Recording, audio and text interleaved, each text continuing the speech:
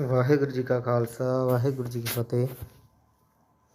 ਦਾਸ ਹਰਿੰਦਰ ਸਿੰਘ ਆਪਣੇ ਪੇਜ ਕੁੰਡ ਚਰਚਾ ਦੇ ਉੱਤੇ ਅੱਜ ਸੰਗਤ ਦੀ ਹਾਜ਼ਰੀ ਦੇ ਵਿੱਚ ਇੱਕ ਥੋਰੋ ਫਿਲਾਸਫਰ ਦੇ ਲਿਖਿਆ ਕੁਝ ਵਿਚਾਰ ਪੇਸ਼ ਕਰ ਰਿਹਾ ਹੈ।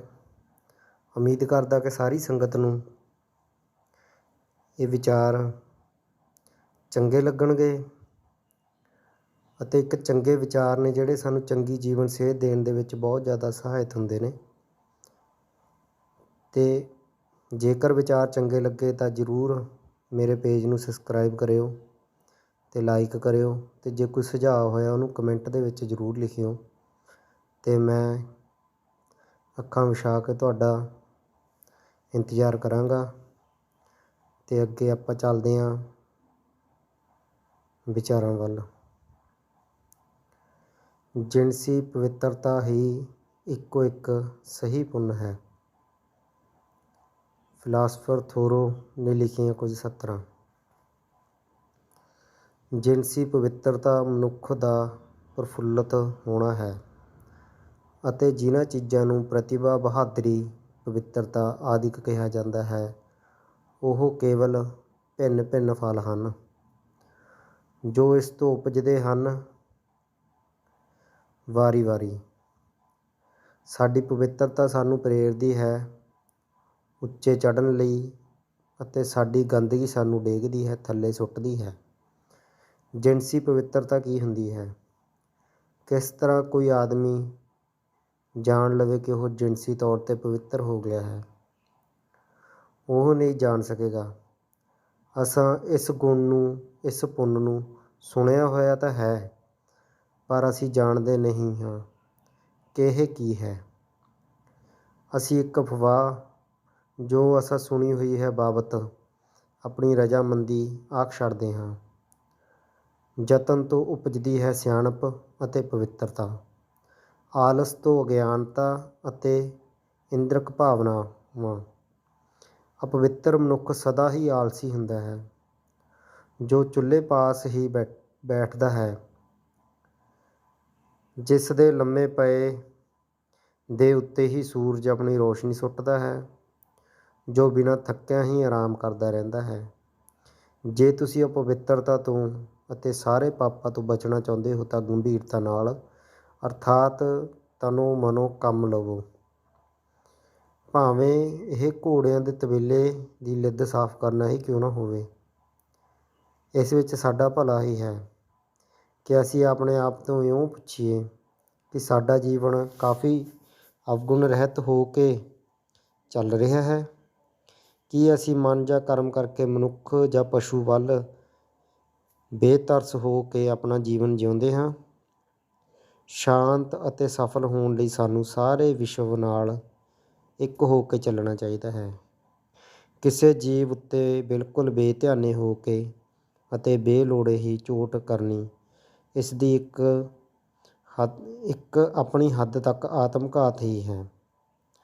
ਕਾਤਲ ਦਾ ਜੀਵਨ ਕੀ ਜੀਵਨ ਹੈ ਅਤੇ ਇਸ ਵਿੱਚ ਕੀ ਸੁੱਖ ਸ਼ਾਂਤੀ ਹੋ ਸਕਦੀ ਹੈ? ਅਸੀਂ ਜਾਣਦੇ ਹਾਂ ਆਪਣੇ ਅੰਦਰ ਵਸਦੇ ਇੱਕ ਪਸ਼ੂ ਨੂੰ ਜੋ ਉਸ ਨਿਰਵਤ ਹਿਸਾਬ ਨਾਲ ਹੀ ਜਾਗਦਾ ਹੈ ਜਿੰਨੀ ਕੁ ਸਾਡੀ ਆਪਣੀ ਉੱਚੀ ਖਸਲਤ ਸੁਭਾਅ ਸੁੱਤੀ ਹੁੰਦੀ ਹੈ। ਇਹ ਮਨ ਨੂੰ ਰਿੰਗਣ ਕੀੜਾ ਹੈ ਅਤੇ ਇਹ ਭੋਗੀ ਹੈ, ਇੰਦਰਕ ਰਸਾਂ ਦਾ ਵਿਲਾਸੀ ਹੈ ਅਤੇ ਸ਼ਾਇਦ ਇਹ ਆਪਣੇ ਅੰਦਰੋਂ ਪੂਰੇ ਤੌਰ 'ਤੇ ਕੱਢਿਆ ਵੀ ਨਹੀਂ ਜਾ ਸਕਦਾ। ਜਿਵੇਂ ਕੀੜੇ ਜੀਵਨ ਅਤੇ ਸਿਹਤ ਦੇ ਹੁੰਦਿਆਂ ਸੁਣਦਿਆਂ ਵੀ ਸਾਡੇ ਸਰੀਰ ਵਿੱਚ ਵੜੇ ਰਹਿੰਦੇ ਹਨ। ਇਹ ਸੰਭਵ ਹੈ ਕਿ ਅਸੀਂ ਇਸ ਤੋਂ ਲਾਂਭੇ ਹੋ ਰਹੀਏ, ਪਰ ਅਸੀਂ ਇਸ ਦੀ ਖਸਲਤ ਸੁਭਾਅ ਨੂੰ ਕਦੇ ਨਹੀਂ ਬਦਲ ਸਕਦੇ। ਮੈਨੂੰ ਤਾਂ ਇਹ ਤੌਖਲਾ ਹੈ ਕਿ ਇਹ ਆਪਣੀ ਖਾਸ ਕਿਸਮ ਦੀ ਅਜਿਹੀ ਸਿਹਤ ਵੀ ਮਾਣ ਸਕਦਾ ਹੈ ਕਿ ਅਸੀਂ ਰਾਜੀ ਵੀ ਹੋਈਏ ਪਰ ਪਵਿੱਤਰ ਨਾ ਹੋਈਏ। ਕਿਸ ਨੂੰ ਪਤਾ ਹੈ ਕਿ ਸਾਨੂੰ ਨਤੀਜੇ ਦੇ ਤੌਰ 'ਤੇ ਕਿਸ ਭਾਂਤ ਦਾ ਜੀਵਨ ਮਿਲ ਜਾਵੇ ਜੋ ਸਾਡੀ ਪਹੁੰਚ ਪਵਿੱਤਰਤਾ ਤੱਕ ਹੋ ਜਾਵੇ। ਜੇ ਮੈਨੂੰ ਕਿਸੇ ਅਜਿਹੇ ਸਿਆਣੇ ਬੰਦੇ ਦਾ ਪਤਾ ਲੱਗ ਜਾਵੇ ਜਿਹੜਾ ਮੈਨੂੰ ਪਵਿੱਤਰਤਾ ਸਿਖਾ ਸਕੇ ਤਾਂ ਮੈਂ ਤੁਰੰਤ ਉਸ ਨੂੰ ਢੂੰਡ ਤੁਰ ਪਵਾਂ। ਮੈਂ ਤੁਰੰਤ ਉਸ ਦੀ ਢੂੰਡ ਵਿੱਚ ਤੁਰ ਪਵਾਂਗਾ।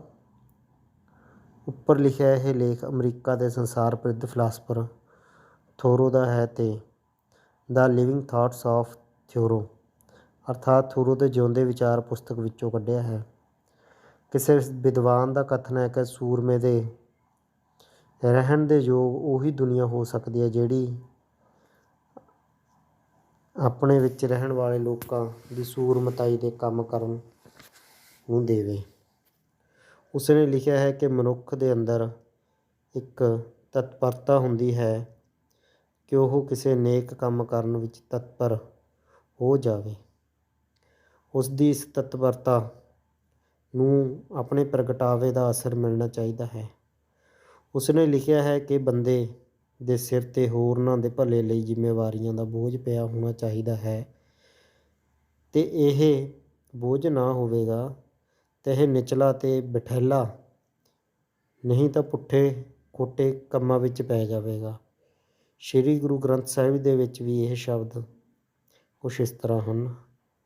ਮਨ ਖੁੱਟਹਰ ਤੇਰਾ ਨਹੀਂ ਵਿਸਾਸ, ਤੂੰ ਮਹਾਂ ਉਦਮਾਦਾ, ਖਰ ਕਾ ਪੇਖੁਰ ਤਉ ਛੂਟੇ ਜਾਓ ਉੱਪਰ ਲਾਦਾ।